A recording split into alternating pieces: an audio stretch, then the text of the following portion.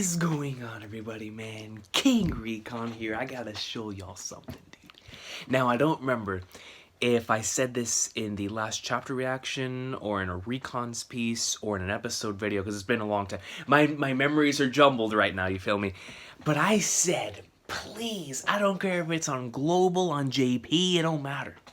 Let me pull this card right here on Treasure Cruise, and I'll be good for a while. Now, granted, what this probably means is I'm not going to pull another red in a couple months, but I'll take it, because I've been trying to pull this card since it was first released.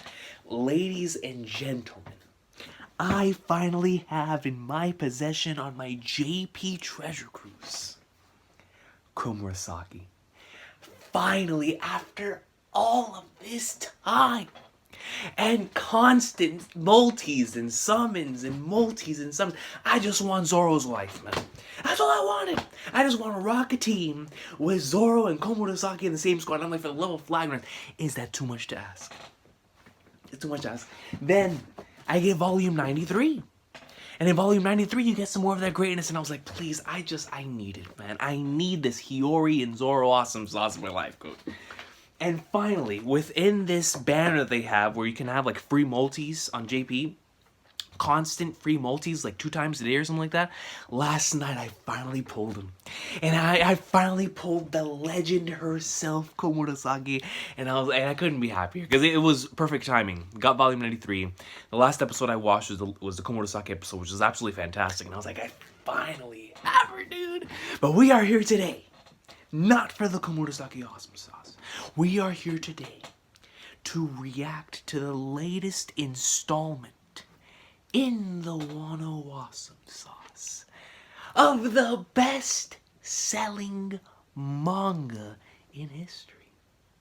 Ladies and gentlemen, we are here to read the one, the only, the series that is on its way to becoming the second best-selling comic of all time.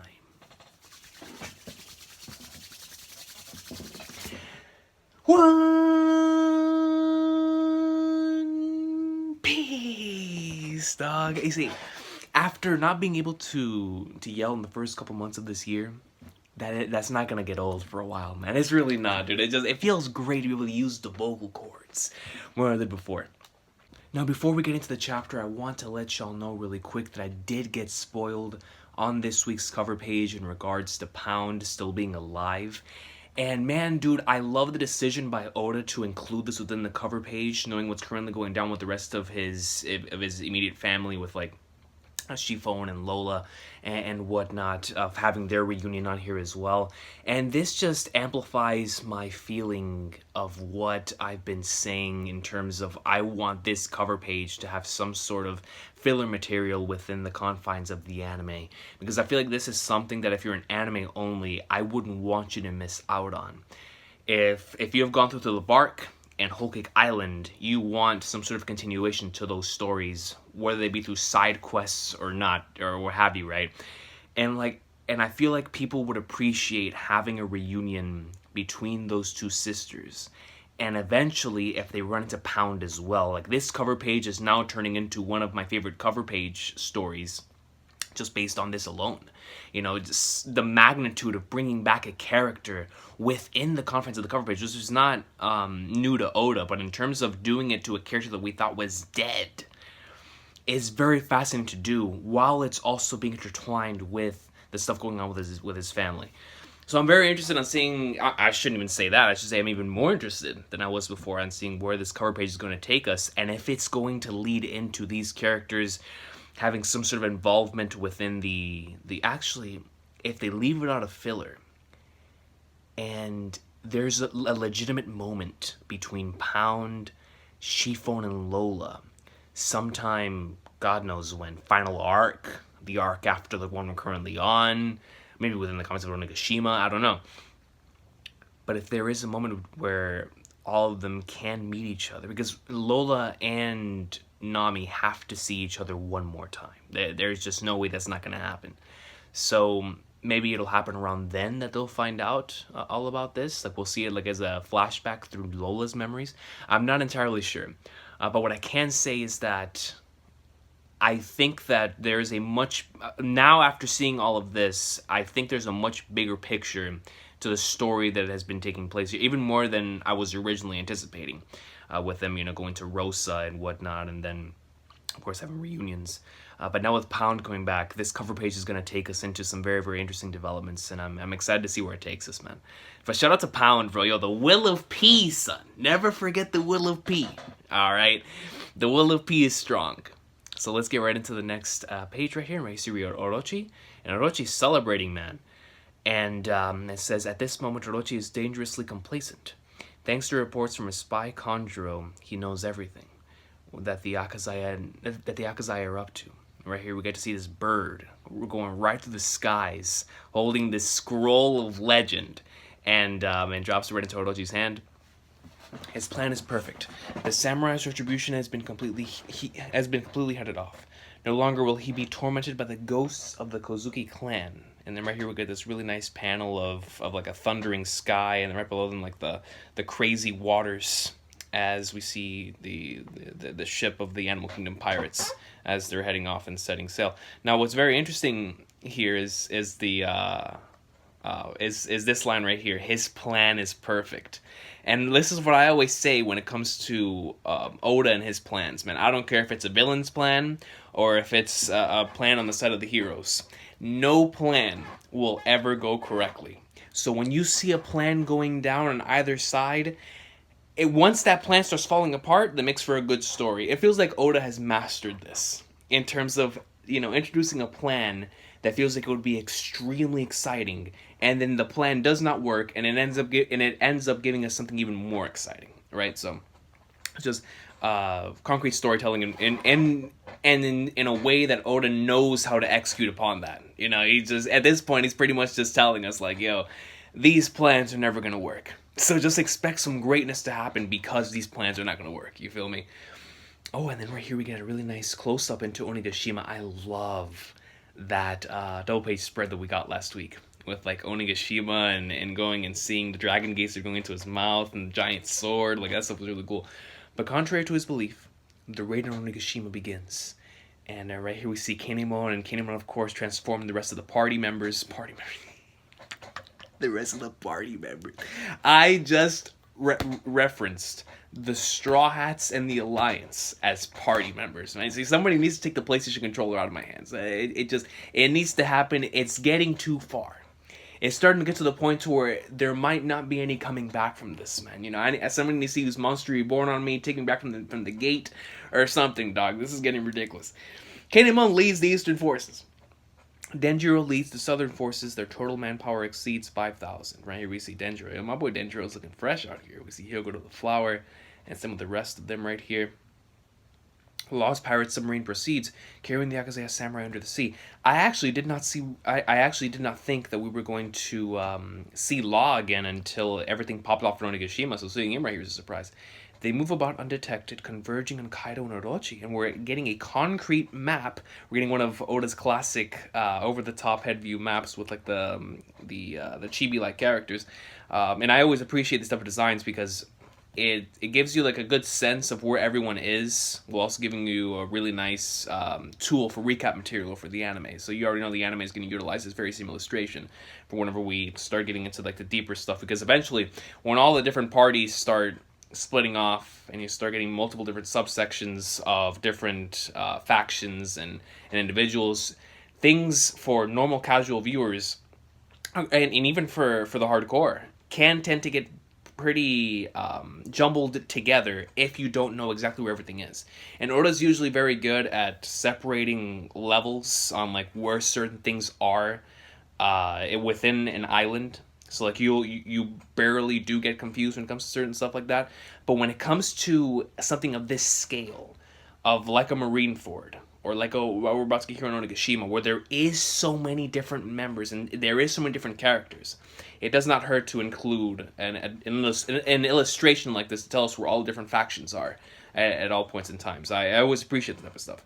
But regardless, Kanjuro was on his way to the castle, whom Momonosuke held hostage, but as Kinemon correctly guessed, he had not yet made his way to Orochi's side. And right here we see Kanjuro holding this man Momonosuke like he's a dog. I've never been in these tunnels. I had no idea it would be so confusing. So my man's came all the way down here these tunnels with absolutely zero preparation. I guess within that he still carries the spirit of being a part of the Akazeya 9, because we know for damn sure that Odin, and especially Odin, but the spirit carried through Odin within his subordinates, is action first, think second. You feel me? For most instances, but other times thoughts were put into, especially Odin as he got older and matured more. There was a lot of thoughts put into his actions, as we saw in like the dancing sequences and whatnot. But most of the time, when it comes to those characters, it just in a similar way that it is with Luffy, the spirit of Odin is based around, you know, you having or doing some sort of action and then taking care of whatever consequence whatever consequences happen because you took that action. You know, you learn to deal with that, and you're going to deal with that because that's just what you got to do, and that's something that we know Luffy as a man of action, like he is. But when it comes to Odin and his spirit, like we see that has carried here into Conjuro, where Conjuro said, you know what, screw this, man, I'm surviving at all costs. I'm even going to go into this random tunnel that I have no idea where it's going to lead me into. It looks like something straight out of, I've been playing, or I need to get back to playing Trails in the Sky, The Legend of Heroes, on the computer. And there's a lot of tunnels in that game, man. So, yo, if this man runs into some scary monsters, no Steel Ball Run reference intended, but some scary monsters.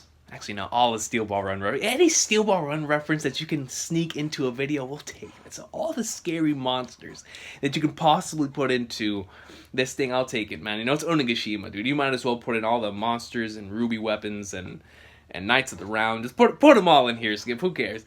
From the guard's perspective, I'm just but what I was trying to get to anyway earlier was this man Conjuro, even though he does not want to admit it, he was influenced by the spirit of Odin. Because that's what they would do. Odin would say, screw all the nonsense.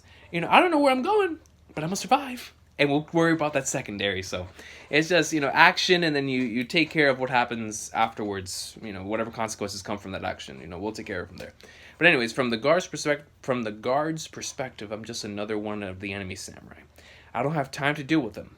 I need to report on what Kinemon is up to. But how do I get to Lord Orochi? And right here we see all these individuals right here completely knocked out. And what we can assume from these individuals being completely knocked out is that the Straw Hats and the rest of the members of the Alliance have been going in there like swimwear. I mean, these dudes are getting smoked. Either that or my man Usopp is catching fat W's like he was last week, man. Listen to me, Doc. This man Usopp, from miles away, smelled there was something in the air. And he saw those individuals. They were chilling. They got up, recognized, oh, there's something coming. My man Usopp, with his incredible observation hockey senses, sensed danger incoming and 360 no-scoped final kill cammed this entire team with no hesitation. No hesitation. And that's why Usopp is legendary, man. And that's what I love to see.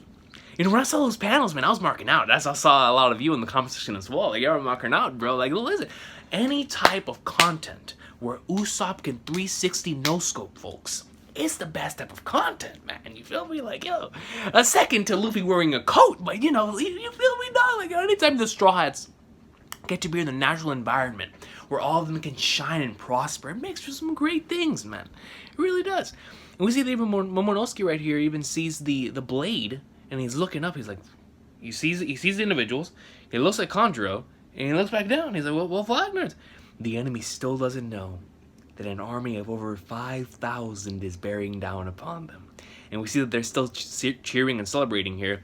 I love that panel from last week. It wasn't even a panel, it was a double spread of Queen, I mean, completely embracing the spirit of a party here, man. And just, you know, telling every single individual out there, yo, I don't care if it's Just Dance 2020 on the Wii, karaoke, you know, Yakuza 0 mini games, like, yo, we out here, we're gonna party and we're gonna do it big, son. And I respect Queen for that, man, because Queen's a party animal. You know, I respect that 110%. And we've known that about Queen's character from the moment we first saw him. Is that Frankie? Hold on. Bro, I saw the number 4, and I was like, hold on, we're about to see some extremely awesome stuff, bro. Give me a sec. I'll get to that. Everyone left. Don't worry, we'll catch up. I saw these things in the Battle of Fishman Island. No, they're not things, Jinbei. Yeah, Jinbei, don't disrespect my man's inventions by calling them things. So in this first panel here, we get yet again another really nice sighting of Onigashima from the outside, except from a different perspective. It looks like we're looking at this from the left this time, using like the rule of thirds. But on the bottom, we see the Black Rhino FRU4, but you can call it just the Black Rhino. And we see Frankie right here. I mean, he's rocking it, man. I mean, my guy must have just been playing some FF7, you know, a motorcycle Hardy Daytona vibes coming in right here. And then my boy Chopper is inside of the Brachio Tank 5. I'm Commander Chopper, and I run this tank. Let him know, Chopper. I'm Commander Chopper, and I run this thing. You tell him, Coach. So on the top right here, we see the Rhino, and I love how even Frankie's inventions, when it comes to this arc, are based around animals and around like these legendary beasts that we've come to know of throughout the history of our planet, such as a rhino, you know, a rhinoceros, or a brachiosaurus. So listen, man, if my man Frankie wants to take on Queen now, he has the means to do so. The Brachio Tank 5. And the person in charge of this, the man who I would no doubt want in my corner, what game has tanks? Battlefield. If I want to run a squad in Battlefield, I'm calling Tony Chopper. Do you see him rocking his Brachiosaurus? My man's gonna go on kill streaks. I can't imagine Chopper killing anyone, man. I really can't. But regardless, it's just the game. You'll get some dubs. You'll get some dubs. You feel me? I'll convince him. I'll be like, Chopper, these individuals aren't really dying. They're just going unconscious. You know, JRPG style. The individuals that you're pawning within the confines of the game, they're just gonna end up respawning anyway. You Gucci. You know what I'm saying? And then I'll convince Chopper that way, man. But we've known Chopper to be a savage himself. Y'all remember that scene back in Wano where he held a blade up to Big Mom like at gunpoint? And then, of course, he was afraid and he was like, Flat, I'm not gonna do this. But I was like, whoa, Chopper, like, relax. But we know Chopper's a good boy. Chopper has a good heart. He doesn't need any of that in his life. And right, we see Nami and a carriage. Yeah, now we can travel safely. You look so cool, Cho, bro. I can't believe this was on the Sunny the whole time. You're in good hands, soldier. You're in good hands, soldier? Okay, yo, my boy is out here flexing. He's bringing out Metal Gear Solid lines. Or that's either a line from Metal Gear Solid or that's a line from Modern Warfare 2, man. But regardless, you're in good hands, soldier. My man, it might as well be a State Farm representative. Or is it State Farm? No, it's Allstate. Are you in good hands? Like, yo, put my boy Chopper at the front of Allstate. Well, they're already rocking in Japan. You know, the Straw Hats are the face of Nissin Cup Noodles. They're the face of Coca-Cola, of Fanta, of probably Mountain Dew. You know, they're the face of everything. Might as well put them on the face of Allstate. Are you in good hands? Where did Luffy go? Well, he saw Eustace Kid and his crew run right toward the front door, so he followed Eustace. So he followed Kid straight to the door and said, screw all the nonsense, we're gonna go up and like swimmer. I love it. They have no idea what Kinemon's plan is. Don't worry, I'll go and bring them back. That's only gonna make things worse. For real. And I love how Usopp goes on to say, yo, a tank with Usopp and Chopper? I'm catching dubs. A healer in Chopper, and then my main man Usopp as a sniper, as a recon specialist, picking dudes off. That's the professional Call of Duty player in me, man, calling out. You feel me, dog? Like, even though Call of Duty doesn't even have healers, so to speak, I were to go play some other game, right? Like an Overwatch or whatever team-based game has that you could heal other individuals in. I know a lot of my friends are into Smite. Yo, somebody play the role of support. I'll have my boy Chopper in that thing, man. That's the best support of all time. See, this is where my love for both series.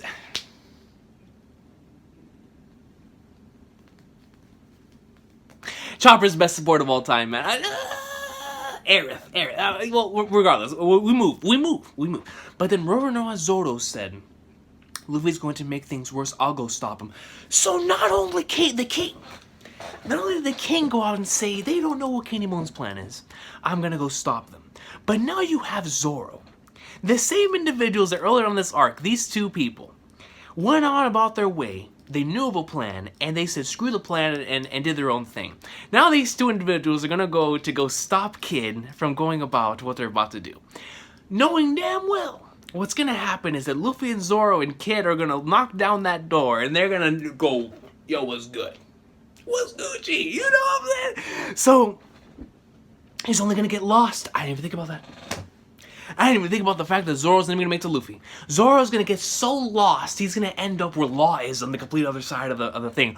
Or he's gonna end up in Kaido's mansion. Can you imagine that? Imagine, like, we're halfway through the arc, we're in the flag runs to Zoro, and this man is straight up in front of Kaido's mansion, or within Kaido's mansion. He's like, yo, I wonder where the rest of the Straw Hats are.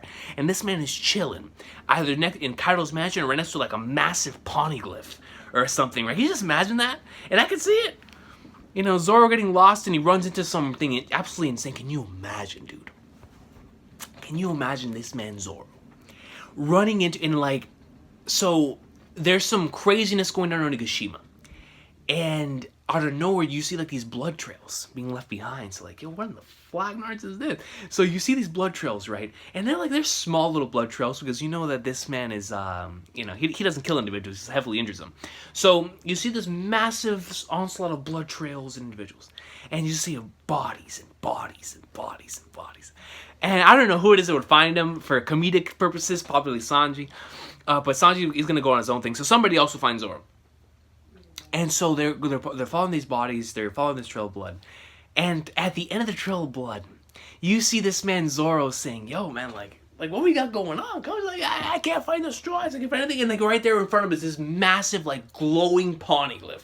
Or this, like, treasure among treasure, or the numbers just scattered all around him, dead, like just unconscious. Yeah, something like that would be awesome sauce. Or maybe that's just the Zoro tard in me talking. I don't know, and I don't have to know because it's One Piece. You know, whatever happens is gonna be awesome sauce regardless. So right here we have on the following page Sanji, and he says, "But who cares about those idiots? This is our chance for a little rendezvous in the battlefield, Nami." And he immediately goes to, I can't blame him here, Coach. He goes to jump into the tank. Because he's like, screw all the nonsense. I'm going to go get some go time with Nami here within the confines of this tank. And this is actually very reminiscent to in Punk Kaz whenever all of them were squished together. I think at that time it was Luffy, Zoro, Usopp, and Robin. But regardless, similar to back then, this is our chance for a little rendezvous on the battlefield, Nami. We're all full. Get out of there, Usopp, who said you could be in heaven. Get out of there, Usopp, who said you could... Hey, man, hey, let my boy Usopp do his thing, you feel me? You're gonna aim this cannon better than me. Give it up, man. Want to take a ride? Back seat's open. Or are you offering? How nice. And here we see, once again, the flirtatious type of energy between Frankie and Robin, you know, coming into fruition here. That's very kind of you. And immediately my man Brooks says, screw all that. Screw all that. Like, you're offering a ride to Robin? I'm all bones, man. I need the ride more than she does. Why is it you, the backseat's for chicks? There's nothing right with some good male bonding. Yo, what a sicko, dude. This man Frankie's out here trying to do the motorcycle side game here, mini game. And Brooks over here trying to get in some action too, dog. Commander Chopper, bro, look at my boy Jip.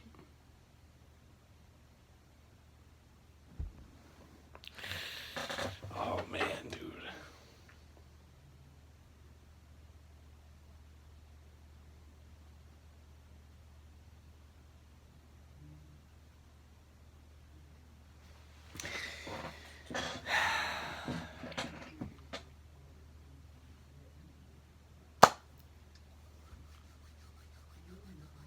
My loyalties have been compromised, man. They've been compromised, son, you feel me?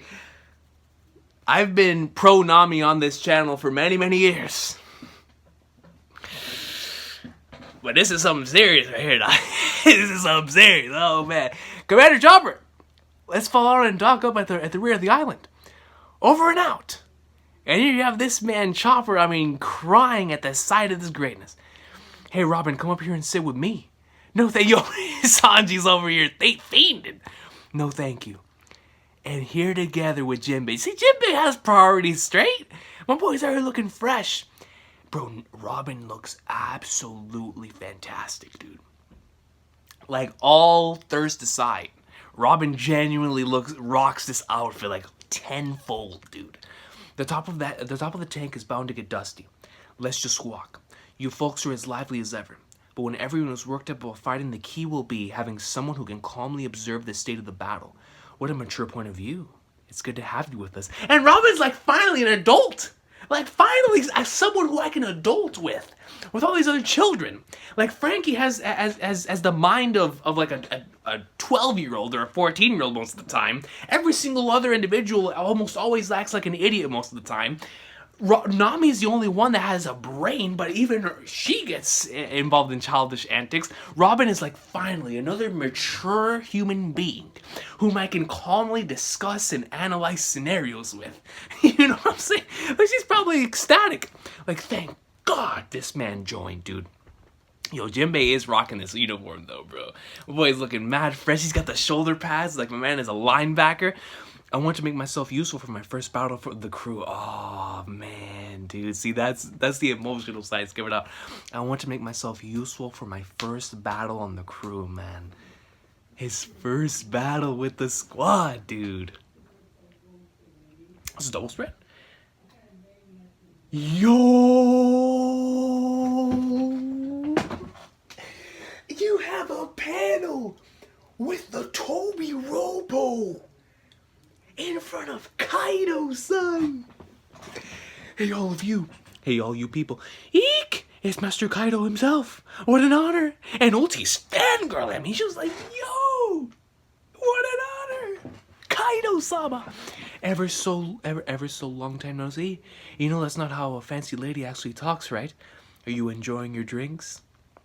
I got nothing to gain from drinking with scrubs.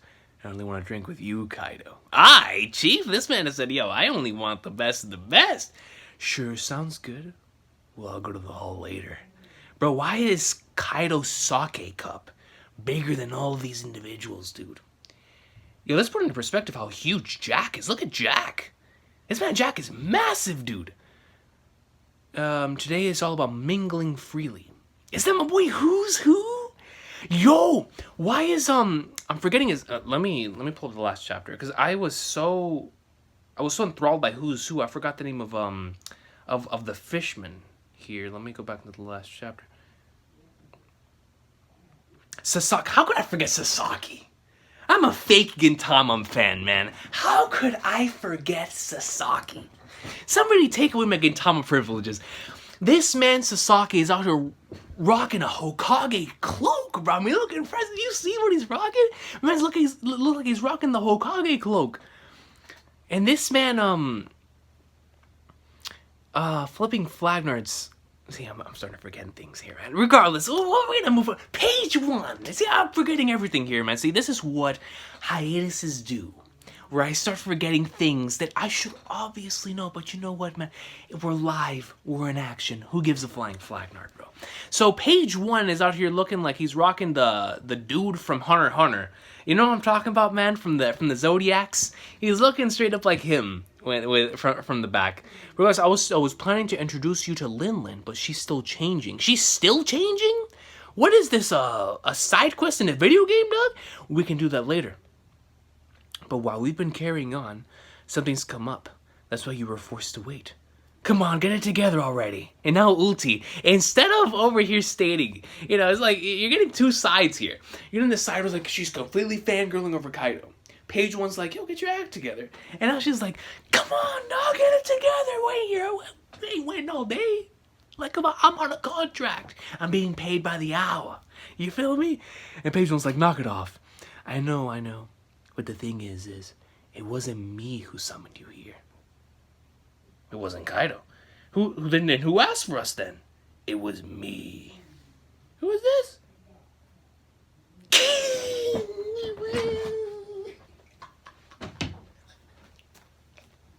Bro, King's design is just so flipping nasty, dude. I love and appreciate this, but the fact that we actually get to see it in full force here, because we've only seen it a few times. within the confines of the story, whether regardless of whether it's been through like little small panels. So we saw it in full front in that when he was initially introduced in the double spread in chapter 925.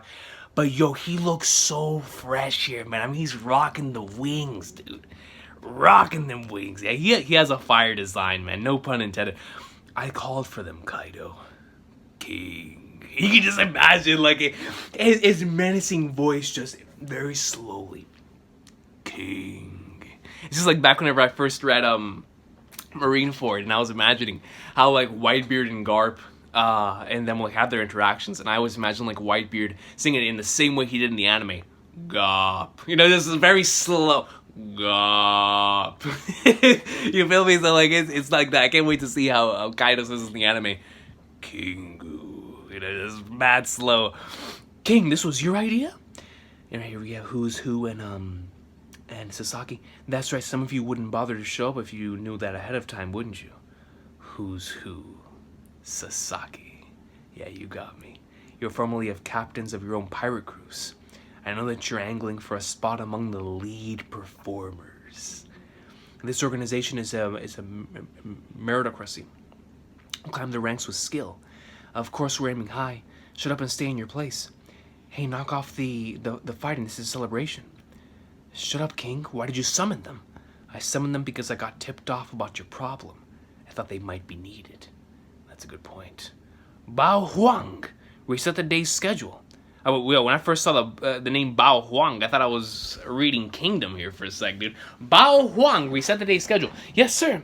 Master Queen is currently emceeing the show on the Golden Festival stage, but after that... Yo! Bao Huang is out here rocking the 20th Century Boys mask? Or the mask from Breath of the Wild, you know, in Zelda, what were the name? The Yiga Clan. The Yiga Clan, bro. The three lead performers and Fukuro Kuju will be holding a toast. And then Shogun Orochi and Master Kaido will give a speech. So this is Oda basically telling us the schedule of the Fire Festival.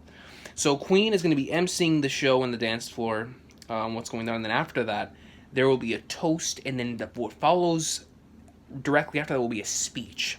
I'm very much looking forward to seeing the speech that Orochi and Kaido give, because I'm sure it'll be either in the middle of Kaido's speech or right after Kaido's speech that we will see the Strats invade and whatnot. Or if it's not the Strats, then whoever members of the Alliance get there first that are going to end up invading.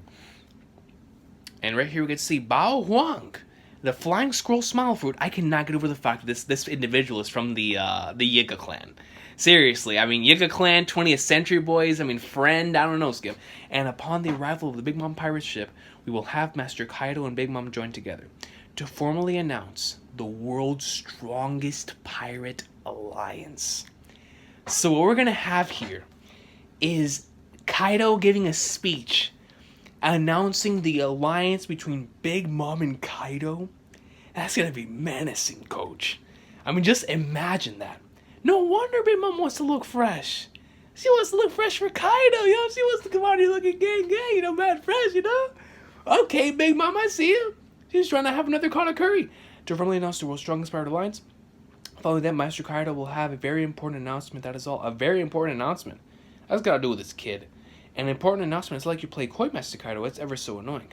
Yeah, I know, but if I lead with that, it'll only cause confusion. Yo, my man said, yo, we gotta go along with the story, bro. You feel me? If I tell them, you know, the what I want to tell them right off the bat, they're not gonna get it. I gotta give them the intro. I gotta give them the middle. Then I conclude with the resolution, baby. You know, it's storytelling 101, baby. I respect it, Kaido. In short, this is the task I want you to perform. I need you to find and bring back my idiot son, Yamato. This man's son is in Naruto, who disappeared earlier today. It makes sense, I suppose. If Yamato from Naruto is his son, you know, he has Senju DNA, it would make sense why he's so mad at him. There's a lot of the fandom that's mad at him. You know, hey, man, I could see it. No, I can see it. Yamato? So there's an individual within the series named Yamato now. That sounds like a formidable task. I take it that your major announcement involves young Master Yamato. Yeah, that actually sounds mad fresh. Young Master Yamato. That's correct. I see. Oh, what a pain. It is your stupid family problem. And now you have, once again, Page One trying to put ulti in her place. Like, yo, relax, dog, hey. And what happens when we bring him back safely? I'll give you the right to directly challenge any lead performer of your choosing. How about that? Are you kidding him in? Any complaints? None at all. Yo! Oh my god! And so this man basically said, it's double spread? It is double... No, it is not a double spread. I just mistook that because of who's who right here. So, let me read this again. So if they bring back Yamato safely, after this major announcement that is going to end up involving his son, he's going to give them the right to directly challenge any lead performer of their choosing. Now that's going to make things interesting, because that would imply that something like this could actually happen. So that's going to lead the Toby Ropo to go out and search for Yamato's kid to get them away from the fire festival where Kaido's giving this speech. That is going to keep them away from whenever the Straw Hats and the Alliance invade. So, would they end up coming back later with Yamato, like in the middle of the arc, or is this stuff that's going to be happening before the Straw Hats even get to where they are? Because I'm going to assume it's going to take them a while to find this man Yamato, right? Unless Yamato's going to show up out of nowhere, but then what would be the point of the scavenge? You know, this is basically going to be a scavenge hunt, and whoever wins, whoever finds him, brings him back safely, Kaido's going to give him the right to directly challenge any lead performer of his choosing. Now, let me talk about something right quick when it comes to Kaido before we continue with the chapter. I'm very, very interested on knowing why it is that Oda decided to give Momonosuke or Kaido this whole son subplot here. I just recently watched a really, really excellent video by Kraftsdorf. Shout out to Kraftsdorf on Odin, and it was called Born to Boil. It was a really, really nice video. And after I finished that video, it made me really think about Kaido's involvement within the confines of the story, and why it is that Oda decided to choose Kaido as the main central antagonist for this arc. And it got me to think about this whole subplot with his son. Now, I don't know if Oda is going to lead into Kaido developing this parental type of responsibility later on, or sometime within this arc. Maybe he's already developed that. But I was starting to think about how Odin and how Kaido utilized Momonosuke to take advantage of Odin. And I wanted to see if Oda's going to play around with that when it comes to somebody utilizing Kaido's kid to take advantage of Kaido. And see if we could have that type of flip of the script moment within this arc. Because it would be very interesting to see what Kaido would do if he truly does really care about this child, which I'm going to assume he really does right here. I mean, he's telling them to bring him back safely. So if he does if something does end up happening to Yamato, or if they hold Yamato hostage, let's just say like X-Drake, betrays, or he's never on the side to begin with, but he holds his son hostage, what would Kaido do, right? I mean, we know that Kaido's a very menacing figure. He could basically have whatever he wants, but with somebody like his son at gunpoint, what would Kaido do? I mean, would he say, all right, you got me? Or would Kaido just say, screw all the nonsense and just, go berserk or angry or whatever? Like, what would he do? Would he, thanks to that, accept, I mean, he pretty much already accepted what happened before in the past, because he killed, or it's led to believe that he killed the two elders who were transformed as Momonosuke in order to take advantage of the situation, because Kaido did not want to get he didn't know that there was that big of a disadvantage within that fight, right? So whenever he found out about that, he executed them. He was like, man, you guys robbed me of this fair battle with Odin.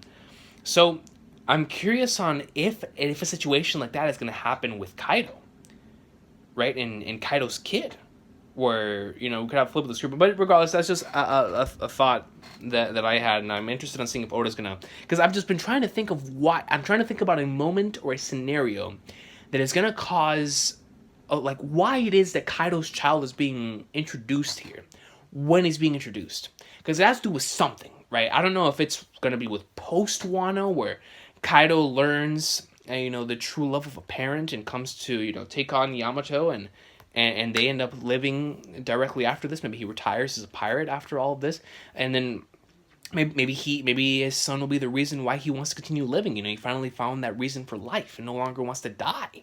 I don't know. I'm curious on where Oda's going to go with that subplot with his son. But regardless, we continue. And we see that everybody's still celebrating here. Funk, funk, funk. Now Scream. It's the guy from Udon. Now, where did he go, stupid Jaggy? And here we see the king. Yo, this man, Luffy, already infiltrated directly up in there. Luffy's already where Queen is. He doesn't even know the first thing about Odin's struggle. What if he screws everything up?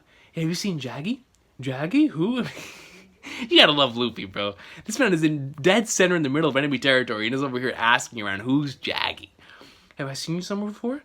Oh, look at all this tasty food, though. And somebody throws something at Luffy. What is this? Oh, it's Oshiruko. Who wants to eat that crap while we're drinking? Oh, Oshiruko. They made too much of it in the kitchen, so they brought some out here. It's sweet, you can't have that with drinks. Dump out the red bean soup, it's useless here. Toss it out in front of Okobore Town. Toss it out in front of Okobore Town. What a bunch of sickos, bro. Good idea, they'll happily suck the dirt dry. And of course he thinks back to Tama, bro. You really? You never had this stuff before? Those beggars should be happy they're alive at all. And yo, he's thinking back to Tama, bro. He's thinking, and that of course connects to why he should be pissed off within this situation, this scenario, man. Man, dude. This stuff is hidden, dude. It's hidden hard. What an extravagant food. I'll never have such a nice birthday again. Yeah. You see the king's expression. He looks pissed. He's gonna start botting these dudes. Yo, I hope that Luffy next chapter hits these dudes with the nastiest Conqueror's hockey scene we've ever seen. He just knocks them all out. It's like, yo, Queen, it's just you and me, baby. Come on. Come on. Either that or he's gonna use real hockey on these dudes and knock them all out, man. And that's the end of the chapter.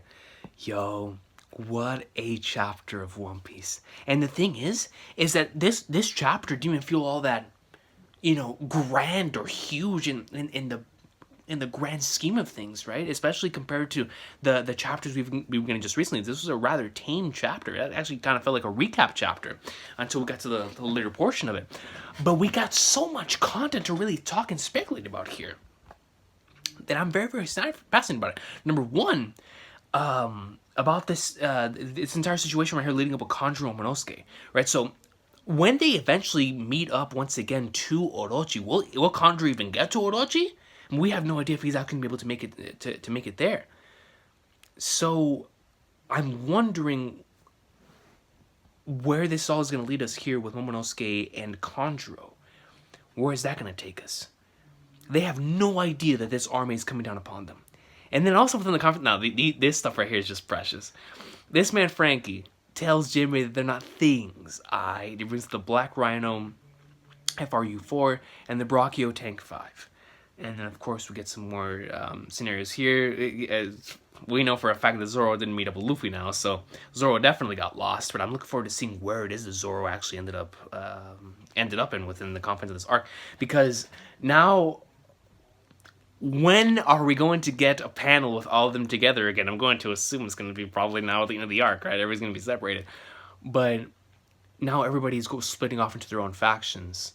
So we're going to have scenarios and moments where the pattern or the GB drawings that Oda likes drawing, where it focuses and showcases like where everybody is at certain points. He's going to have to use that now because of all these separations between the crew. So yeah, then we have the comedic moments right here and whatnot. But yo, Robin, man. Robin's rocking it. And it's awesome that she finally found somebody that she can communicate with on an equal playing field with Jinbei. And Jinbei has a really awesome moment here where he says, I want to make myself useful for my first battle on the crew. And then we have the meeting right here with Toiropo and Kaido. And this part right here was extremely fascinating for me, just in terms of the fact that King was the one that summoned them, right? So King has this level of manipulation to him where you can already tell. I mean, we know that Kaido has a lot of trust in King just based on the fact that he entrusted getting rid of Big Mom to King. But here we see that King definitely is an individual that uses his mind a lot. He thinks ahead of certain things. So it was really awesome to see King in this type of light and type of scenario. It was really cool. But now we're going to have these, we already have a schedule here. There's going to be a toast with 3 lead performers in Fukuro Kujo, which of course is from the Oniwa Shu. And then we're going to have a speech from Orochi and Kaido. And then Kaido, of course, is going to give an announcement after that in regards to his son. And then we have Bao Huang, which of course is rocking the Yiga clan thing from Zelda. And then he wants his son Yamato to be brought back. And if he gets brought back, then he's going to give them the right to directly challenge any lead performer of their choosing. That's a very, very interesting proposal, So I'm excited. And then, of course, Luffy right here. This stuff was hitting me very, very hard in the chapter, man, with Tama. Maybe because the Tama stuff just hits me hard in general.